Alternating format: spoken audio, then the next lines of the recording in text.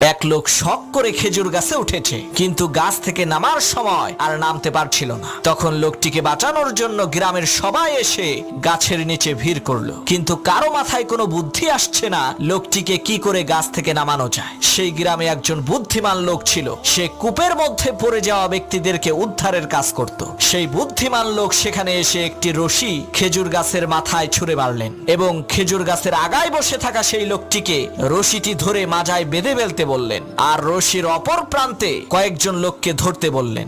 বুদ্ধিমান লোকটির কথা মতো তারা রশিটিকে ধরলেন। হঠাৎ করে সেই বুদ্ধিমান লোক বলল, এখন টান মারো। লোকেরা রশি ধরে টান দিল, সাথে সাথে সেই খেজুর গাছে থাকা লোকটি মাটিতে পড়ে মারা গেল। তখন গ্রামের লোকেরা বলল, আপনি এটা কেমন কাজ করলেন? লোকটা মরে গেল। তখন সেই বুদ্ধিমান লোক বলল, ভাই, এটা লোকটার কিসমতের দোষ, আমার কোনো দোষ নাই। এই একই টেকনিক খাটাইয়া অনেক মানুষকে আমি কুয়া থেকে বের করেছি।